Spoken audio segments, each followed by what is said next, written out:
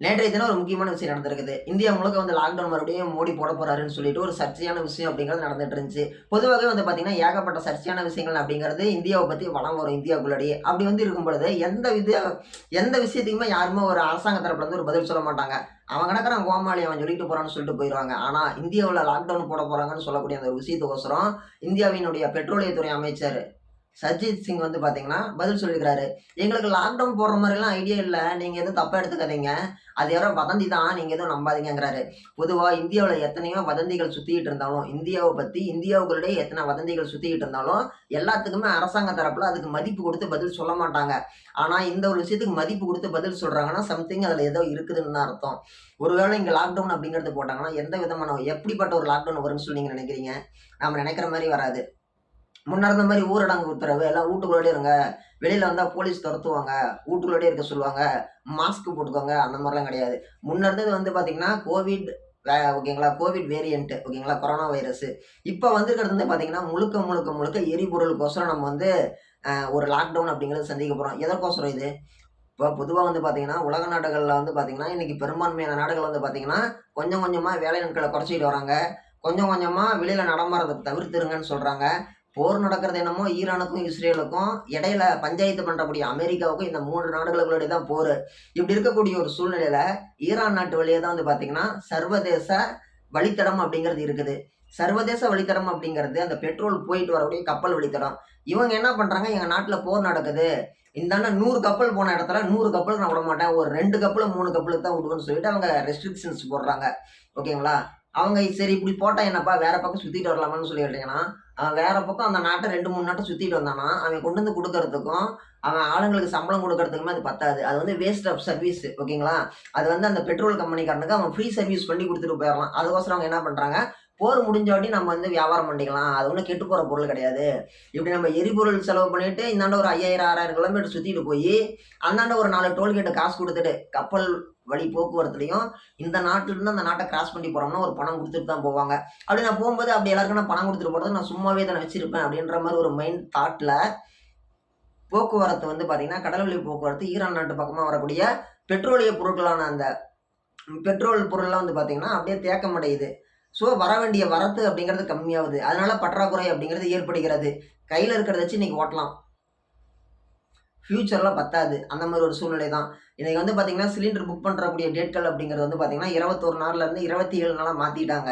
இன்னைக்கு பார்த்தீங்கன்னா, பெரும்பான்மையான ஹோட்டல்லாம் பார்த்தீங்கன்னா, இழுத்து மூடிட்டு இருக்கிறாங்க. ரூ. 10 வித்த டீ இன்னைக்கு ரூ. 15 வந்துருச்சு. ரூ. 60 இருந்த சாப்பாடு இன்னைக்கு ரூ. 90 வந்துருச்சு. இதெல்லாம் என்ன காரணம்? எரிபொருள் பற்றாக்குறை தான் காரணம். இப்படி இருக்கக்கூடிய ஒரு சூழ்நிலையில, யாருமே எதிர்பார்க்காத விதமா ஒரு விஷயம் நடக்க போகுது. என்னன்னு சொல்லி கேட்டீங்கன்னா, இன்னும் ஒரு சில நாட்கள் போயிருச்சு அப்படின்னா, சுத்தமா நம்மளுக்கு எரிபொருளே இருக்காது. ஓகேங்களா? அப்படி எரிபொருளே இல்லாம போயிருச்சுன்னா, நம்ம என்ன பண்ணுவோம்? மறுபடியும் பழைய மாரி சைக்கிளுக்கு போக வேண்டிய நிலைமை அப்படிங்கிறது வரும். இப்ப சீமான் அண்ணா சொல்லும்போது நம்மலாம் சிரிச்சோம். என்னன்னு சொல்லி சிரிச்சோம்? சீமான் அண்ணா அடிக்கடி சொல்லுவாரு, "உலகத்துல பெரும்பான்மை நாடுகள் சோத்துக்கு தான் அடிச்சிட்டு சோத்துக்கும், தண்ணிக்கும் தான் போராட்டம் நடந்திருக்குது. பொருளாதாரத்துல அவங்க எவ்வளவு முன்னேறி இருந்தாலும், சாப்பாடு இல்லன்னு சொல்லி அடிச்சுக்கிட்டு தான் போராட்டம் நடந்திருக்குது, போர் நடந்திருக்குது, உள்நாட்டு போர் தொடங்கியிருக்குதுன்னு சொல்லிட்டு, அந்த மாரி ஒரு நாள் நோக்கி நம்ம போயிட்டு இருக்கிறோம்." அப்படிங்கிறது தான் நிதர்சனமான உண்மை. சீமான் அண்ணா அன்னைக்கு சொன்னது இன்னைக்கு நடந்துட்டு இருக்குது. நடக்க போகுது. ஓகேங்களா? இன்னைக்கு அதெல்லாம் உணரும்போது தான் சீமான் அண்ணாவுடைய ஒரு மகத்துவம், அவருடைய ஒரு உண்மை நிலை அப்படிங்கிறது எல்லாருக்கும் புரிய வரும், தெரிய வரும். ஓகேங்களா? ஒரு அடிப்படையான விஷயம் நான் சொல்லிர்றேன். இப்ப எரிபொருளுக்கோசரம் நம்ம வேலைக்கு போகாம வீட்ல இருக்க போகக்கூடிய ஒரு நாள் அப்படிங்கிறது வந்துட்டு இருக்குது. இன்னும் வெகு சில நாட்களே அந்த ஒரு நிலை அப்படிங்கிறது வரப்போகுது. அப்படி வந்துருச்சு அப்படின்னா, டைமுக்கு தான் இப்ப ஒரு வாரத்துல 6 நாள் வேலைக்கு போறாங்களா? குறிப்பிட்ட நாள் மட்டும் தான் வேலைக்கு போயிட்டு வரணும். தேவையில்லாம எரிபொருள் செலவு பண்ணாதீங்க அப்படின்னு சொல்லுவாங்க. இப்ப ஆல்ரெடி அரசாங்கத்து சார்பா இலவச பேருந்துகள் அப்படிங்கிறது ஓடிட்டு இருக்குது. 10 பஸ் போன இடத்துல 3 பஸ் தான் போகும். ஏன்? எரிபொருள் பற்றாக்குறை. அந்த 7 பஸ் உண்டான அந்த ஒரு ஃபியூல் அந்த எரிபொருள் அப்படிங்கிறத நாங்க சேமிச்சு வச்சோம்னா தான், இந்தாண்ட எரிபொருள் பத்தாம இருக்கக்கூடிய மீதி இருக்கக்கூடிய நாட்களுக்கு நாங்க பஸ் வசதி நாங்க குடுக்க முடியும்னு சொல்லிட்டு, 10 பஸ் போன இடத்துல 3 பஸ் தான் ஓடும். எங்க ஊர்ல இல்லைனாலே 3 பஸ் தான் வருது. அந்த 3 பஸ்ல என்ன 1 பஸ் விடுவாங்களா? தெரியாது. அந்த பஸ் வசதியில பார்த்தீங்கன்னா, இந்த மாரி விஷயத்தெல்லாம் கட் பண்ணுவாங்க. எக்ஸ்ட்ரா இருக்கக்கூடிய அதிகப்படியான ட்ரிப்லாம் கட் பண்ணுவாங்க. அதுக்கு அடுத்தபடி பார்த்தீங்கன்னா, இந்த இடத்துல இருந்து இந்த பகுதிக்குள்ளாடி பார்த்தீங்கன்னா, நீங்க வண்டி ஓட்டிக்கலாம். இத தாண்டி வெளியில போணும் அப்டின்னா, நீங்க என்ன பண்ணணும்? ஒரு பாஸ் வாங்கிட்டு தான் போணும்னு சொல்லுவாங்க. தேவையில்லாம பார்த்தீங்கன்னா, வெளியில வண்டி எடுத்து சுத்துறதெல்லாம் வர முடியாது. அது மட்டும் இல்லாம, எரிபொருள் இல்லாம போயிருச்சு அப்படின்னா, எரிபொருள் இல்லாம காய்கறி வண்டி போவாது, வராது. அப்ப காய்கறி விலைவாசிங்கிறது ஏறும். அரிசி விலை ஏறும். இன்னைக்கே வந்து பார்த்தீங்கன்னா, ரூ. 10 டீக்கு ரூ. 5 வந்துருச்சு. ஒரு டீயே ரூ. 5 ஏறி போச்சு அப்படிங்கும் பொழுது, இது வந்து ஒரு மிகப்பெரிய ஒரு மார்க்கெட்டிங் மாரி தான் மத்தவங்க பார்ப்பாங்க. வியாபாரம் பண்றவங்கலாம். இன்னைக்கு சமையலான 1 லிட்டர் ரூ. 195 விக்குது. Usha sunflower oil. அப்படி இருக்கக்கூடிய ஒரு சூழ்நிலையில எல்லாமே விலைவாசி ஏறும். இன்னைக்கு ரூ. 60 விக்கிற அரிசி நாளைக்கு ஒரு 10 நாள் கழிச்சு ரூ. 90 வந்தாலும் ஆச்சரியம் கிடையாது. ஏறுனது ஏறுனது தான். இறங்காது. மிஞ்சி போனா ரூ. 5 இறக்குவாங்க. இதெல்லாம் நடக்கலாம், நடக்காமலும் போகலாம். மேபி ஒருவேளை நடந்தால் வாய்ப்பு இருக்குது. இதெல்லாம் யார் தலையில வந்து விடியும்னா, நம்ம மக்கள் தலையில தான் விழுவும். மக்கள் தலையில தான் விழுவும். ஏன் இப்ப முந்தா நேத்து நயரா பெட்ரோல் பங்க்ல கூட தான் ரூ. 5 விலை ஏத்துனாங்க. அப்படி அவங்க ரூ. 5 விலை ஏத்தும்போது என்ன நடந்துச்சு? யாருமே எதுவுமே கேட்கல. அந்த தமிழகத்துல இருக்கவங்களும் சரி, மேல டெல்லியில இருக்கிறவங்களும் சரி, யாருமே எதிர்ப்பு குரல் அப்படிங்கிறது எந்த அரசியல் கட்சி தலைவருமே சொல்லல. சொல்ல முடியாது. எப்படி சொல்லுவாங்க? சொல்றதுக்கு வழியே இல்ல. ஏன்னா உள்ள சூழ்நிலை அப்படிங்கிறது எல்லாருக்குமே தெரியுது. இத பார்த்த உடனே மத்தவங்கலாம் எப்படி இருப்பாங்க? அந்த 3 குரங்கு பொம்மைகளாட்டம் ஒருத்தர் கேட்காத மாரி இருப்பாரு, ஒருத்தர் பார்க்காத மாரி இருப்பாரு, ஒருத்தர் அத பத்தி பேசவே மாட்டாரு. அப்படிதான் இருப்பாங்க. ஏன்னா இதில ஒண்ணுமே பண்ண முடியாது. "ஓ! அப்படியா?" அப்படின்னு சொல்லிட்டு தான் இருக்க முடியும்.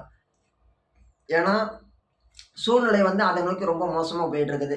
சரி ஓகே நயாரா பங்கு ரூ. 5 ஏத்தி விட்டாங்க. மீதி இருக்கக்கூடிய ரிலையன்ஸு, இண்டேனு அப்புறமேட்டு வந்து பார்த்தீங்கன்னா, ஹெச்பி இவங்கலாம் ஏத்த மாட்டேங்கிறாங்க. பரவால்ல நல்ல பெட்ரோல் பங்க்ன்னு சொன்னீங்கன்னா, ஆனா ரூ. 5 ஏத்துனா இவங்க ரூ. 6 ஏத்துவாங்க. இன்னும் ஒரு சில நாட்கள்ல. கண்டிப்பா நடக்கும்.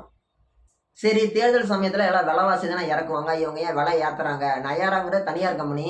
இவங்க ரூ. 5 ஏத்திட்டாங்க. அரசாங்க தரப்புலருந்து ஃபோர்ஸ் குடுக்க மாட்டாங்களா? அழுத்தம் குடுக்க மாட்டாங்களா?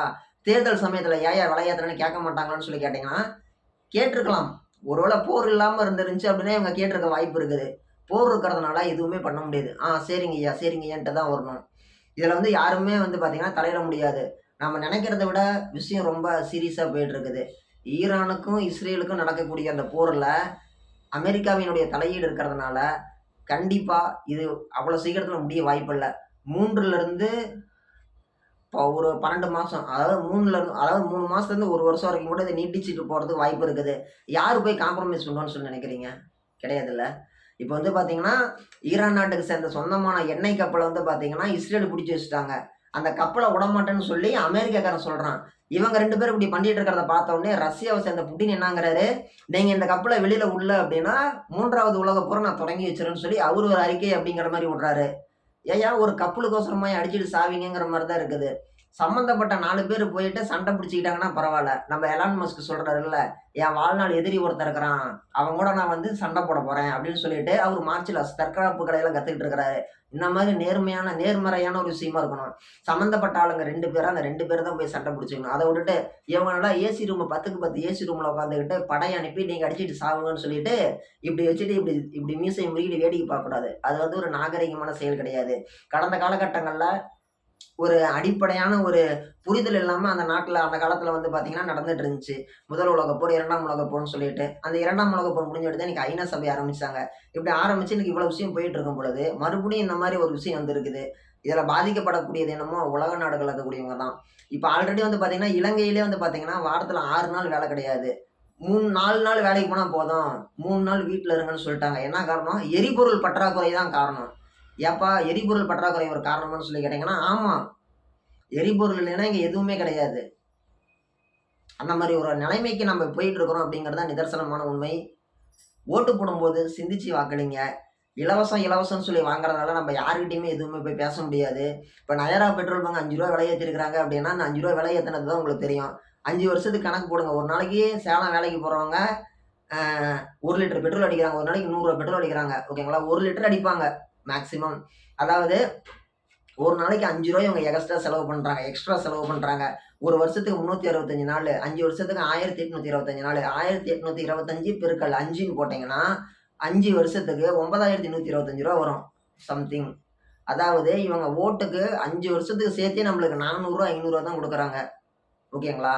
அப்படி இருக்கும்போது அந்த ரூ. 400 ரூ. 500 நம்ம வாங்குறோம். அந்த எரிபொருள் அப்படிங்கிற ஒரு விஷயத்துக்கு மட்டுமே நம்ம எக்ஸ்ட்ரா செலவு பண்ற காசு எவ்வளோ? ரூ. 9125 செலவு பண்றோம். இதுவே நம்ம வந்து ஓட்டு போடும்போது பணம் குடுக்காம நேர்மையா அரசியல் செய்றேன்னு சொல்லி சொல்ற சீமான் அண்ணா மாரி யாருக்காச்சும் ஒருத்தருக்கு நம்ம வாக்கு செலுத்தணும் அப்படின்னா, இந்த மாரி நம்ம காசு வந்து நல்லவன் சம்பாரிச்சு நாரவாயன் திங்கிறாங்கிற மாரி இருக்காது. இப்ப ரூ. 9,000 அப்படிங்கிறது உடுப்பா 5 வருஷத்துக்கு 9,000 தானே போதுன்னு சொல்லி நெனைக்கலாம். ஒவ்வொரு விஷயத்துல இந்த மாதிரி 9,000, 10,000, 20,000, 30,000 வந்துச்சுன்னா, நீங்க கணக்கு போட்டு பார்த்தீங்கன்னா, இங்க ஓட்டுக்கு வெறும் 400, 500 வாங்குறீங்க. கடைசியா கணக்கு போட்டு பார்த்தீங்க 5 வருஷம் கழிச்சு நீங்க கணக்கு போட்டு பார்த்தீங்கன்னா, நீங்க சம்பாதிக்க சம்பாதிக்க இந்த மாரி ரோட்ல போறவன் வரவனுக்கு தான் குடுத்துருப்பீங்க. பசிக்குதுன்னு சொல்லி கேட்கிற பிச்சைக்காரனுக்கு ரூ. 1, ரூ. 2 தான் குடுப்போம். இந்த மாரி பெரிய பெரிய முதலாளிகள், பணக்கார முதலைகள், அரசியல் திமிரு பிடிச்சவங்க, அரசியல்வாதிங்க, இவங்கலாம் மறைமுகமா நம்மகிட்ட இருந்து ஆட்டைய போடுற காசு மட்டுமே லட்சங்கள தாண்டி போகும். சில லட்சங்கள தாண்டி போகும். அது என்னப்பா சில லட்சங்கள்? 2, 3 லட்சம் வந்துரும். என்ன சபரி இதெல்லாம் நம்புற மாரி இருக்குதான்னு சொல்லி கேட்டீங்கன்னா, சந்தேகமா இருந்தா கணக்கு போட்டு பாருங்க. இன்னைக்கு நிலைமைக்கு இன்னைக்கு டேட் போட்டு இன்னைக்கு அரிசி இவ்வளோ விக்குது. பெட்ரோலுக்கு நம்ம இவ்வளோ செலவு பண்றோம். வீட்டு வாடகை இவ்வளோ குடுக்குறோம். கரண்ட் பில்ல கட்டுறோம். நம்ம வாங்கக்கூடிய தண்ணி வரி இவ்வளோ கட்டுறோம். அப்படின்னு சொல்லி எல்லாம் எழுதி வச்சுக்கோங்க. 5 வருஷம் கழிச்சு இதெல்லாம் எவ்வளோ எக்ஸ்பென்சிவ் நம்ம எக்ஸ்ட்ரா செலவு பண்ணிக்கிறோம் சொல்லி கணக்கு போட்டு பாருங்க. தெரியும் அப்ப.